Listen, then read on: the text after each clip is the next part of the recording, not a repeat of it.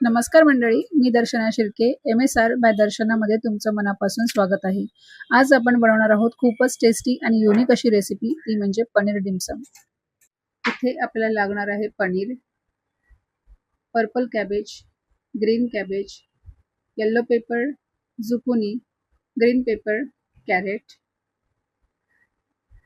हे डिमसम खूप सॉफ्ट आणि ज्युसी बनतात आणि आपण हे स्टीम करून बनवणार आहोत, त्यामुळे ते खूप हेल्दी देखील आहेत.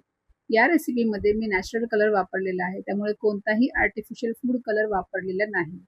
सर्वप्रथम आपण डिमसमसाठी नॅचरल कलर तयार करूया.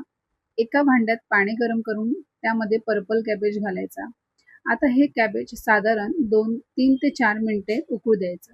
थोड्या वेळाने तुम्हाला दिसेल की कॅबेजचा रंग पाण्यामध्ये उतरायला सुरू होईल. आता हा कॅबेज गाळून त्यातलं पाणी जे आहे हे वेगळं करून घ्यायचं. पण हे पाणी अजिबात फेकून द्यायचं नाही, कारण आपण हेच कॅबेजचं पाणी वापरणार आहोत.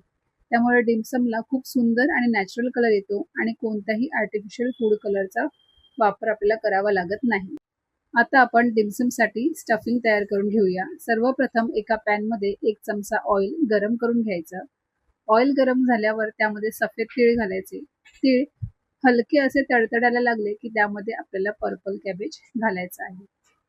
पर्पल कॅबेज घातल्यानंतर ते छान असं हलवत परतवून घ्यायचं आणि कॅबेजचं पाणी स्ट्रेन आपण ऑलरेडी करून घेतलं होतं, तरी देखील कॅबेजमध्ये थोडंसं पाणी राहतच, म्हणून ते परतताना आपल्याला ते पाणी थोडंसं सुकवून घ्यायचं आहे. जसं जसं ते पाणी सुकायला लागेल तसं त्यामध्ये बाकीची कट केलेली व्हेजिटेबल्स जे आहेत ते आपल्याला घालायचे आहेत, जसं की green pepper, carrot, zucchini, green cabbage.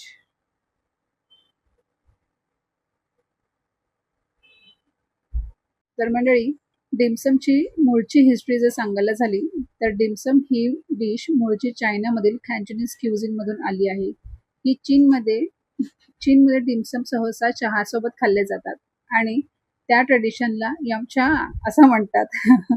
Dim sum म्हणजे छोटे छोटे बाईट साईज डिशेस असतात, जे स्टीम, फ्राय आणि बेक करून बनवले जातात.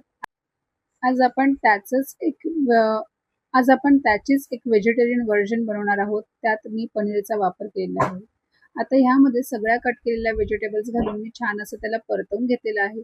मिक्सअप देखील घातलेले आहेत. आता ह्यामध्ये मी पनीर घालणार आहे आणि पनीर घालून झाल्यानंतर ह्याला छान असं पुन्हा एकदा परतवून घ्यायचं आहे आणि त्यानंतर ह्यामध्ये आपल्याला चीज स्प्रेड, 2 चमचे चीज स्प्रेड घालायचे आहेत.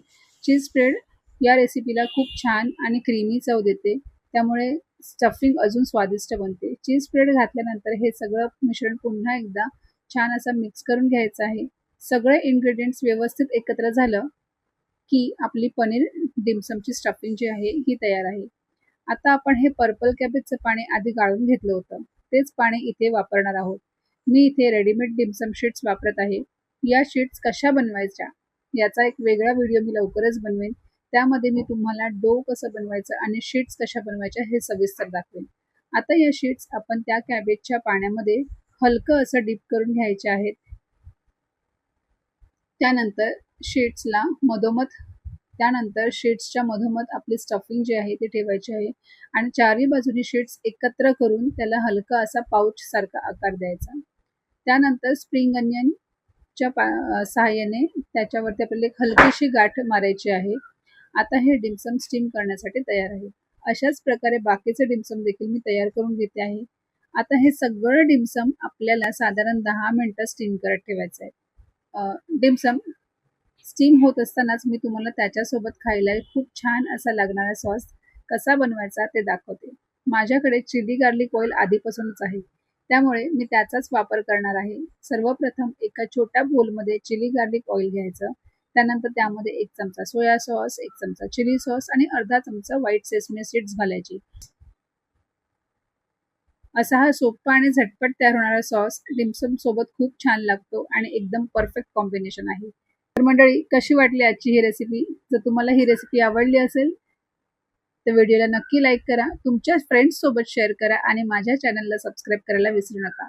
अशीच नवीन आणि स्वादिष्ट रेसिपींसाठी माझ्या चॅनलसोबत जोडलेले राहा. पुन्हा भेटूया पुढच्या व्हिडिओमध्ये. तोपर्यंत धन्यवाद.